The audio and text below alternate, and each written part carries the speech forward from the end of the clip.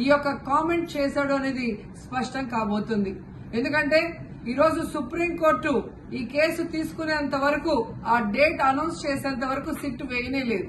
అంటే ఉన్నత స్థాయి విచారణ ఎక్కొట్టాలి, ఉన్నత స్థాయి విచారణ జరిగితే తాను చెప్పిన అబద్దం బయటపడుతుందన్న భయంతో సిట్ ని హడావిడిగా ఏర్పాటు చేయడం మనం అందరం కూడా గమనించాలి. మొదటి నుంచి మాకు సిట్ మీద ఎందుకు నమ్మకం లేదు అంటే, తన పరిధిలో ఉన్న సిట్ ని చంద్రబాబు నాయుడు వేస్తే ఆల్రెడీ తను ఒక జడ్జిమెంట్ ఇచ్చేశాడు కాబట్టి దానికి లోబడే అధికారులు అబద్దాలు మాట్లాడతారు, నిజాలు చెప్పరు. ఎందుకంటే ఈరోజు సిట్ లో వేసిన అధికారి అడిషనల్ డీజీ, ఆయన కన్నా పెద్ద ర్యాంక్ లో ఉన్న టీటీడీ ఈఓ, మరి ఐఏఎస్ ఆఫీసరు మొదట మాట్లాడిన స్టేట్మెంట్ కి చంద్రబాబు నాయుడు గారు అబద్దం చెప్పిన స్టేట్మెంట్ తర్వాత మాట్లాడిన దానికి తేడా చూస్తేనే ఈ సిట్ అనేది సిట్ అండ్ స్టాండ్ కి తప్ప దేనికి పనికిరాదనేది అర్థమైంది. అందుకే మేము మొదటి నుంచి అడిగాము, సుప్రీంకోర్టులో విచారణ జరగాలి, సిబిఐకి డైరెక్షన్ ఇచ్చి విచారిస్తే ఖచ్చితంగా మత కల్లోలాలు సృష్టించాలనుకున్న చంద్రబాబు నాయుడు అనుకో అందరికీ కూడా బుద్ధి చెప్పే అవకాశం దొరుకుతుందని.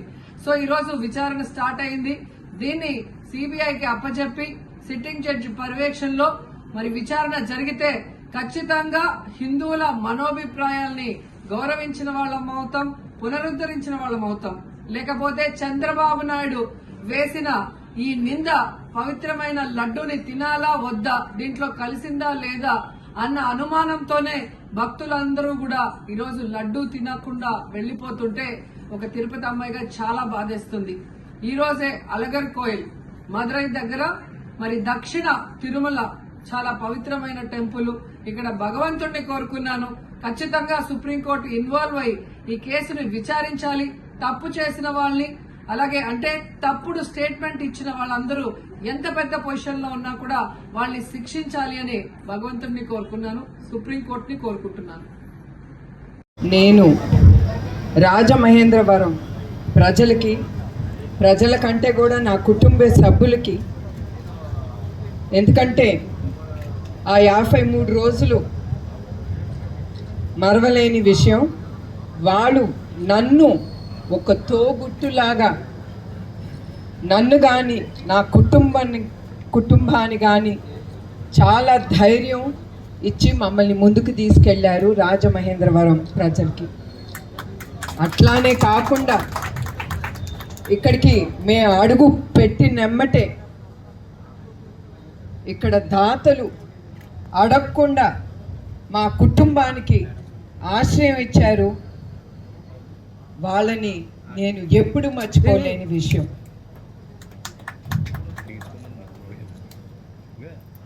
ఇక్కడ ఎంత బాధలో ఉన్నా కూడా ప్రజలు వాళ్ళని చూసి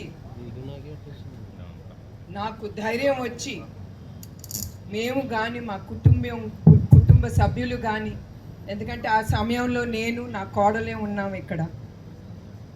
అట్లాంటి సమయంలో ఆ దాతలు, ప్రజలు, మళ్ళీ చెప్తున్నాను, ఎంత చెప్పినా నా మనసుకి తృప్తి ఉండదు. ప్రతి ఒక్కరికి పేరున నా హృదయపూర్వక నమస్కారాలు, అందరికీ పాదాభివందనాలు. నేను ఎప్పుడు మిమ్మల్ని మర్చిపోలేను గనక నేను ఎమ్మటే బ్లడ్ బ్యాంక్ ఇక్కడ ప్రారంభించి నా రుణం, దాని ద్వారా ప్రజలకి సేవా కార్యక్రమం చేయాలని నిశ్చయించుకున్నాను. ఇప్పుడు ఈ కార్యక్రమానికి వస్తే బ్లడ్ బ్యాంక్ ప్రారంభించాలనుకున్నప్పుడు GSR foundation managing trustee doctor Raviram గారిని ఆయన ముందుకొచ్చి ఆయన దాతగా మాతో నుంచుని ఆయన వలన మేము ఇక్కడ బ్లడ్ బ్యాంక్ ప్రారంభించాము. ఇప్పుడు బ్లడ్ బ్యాంక్కి వస్తే ఇప్పటి వరకు 3 బ్లడ్ బ్యాంక్ మేము ఓపెన్ చేశాము. ఒకటి హైదరాబాద్, విశాఖపట్నం, తిరుపతిలో. ఇప్పుడు ఇది 4వది రాజమహేంద్రవరంలో. ఇప్పటి వరకు 4,08,000 యూనిట్లు రక్తాన్ని దాతలు ముందుకొచ్చిన దాతలు వల్లనే మేము ఇది తీసుకోగలాము.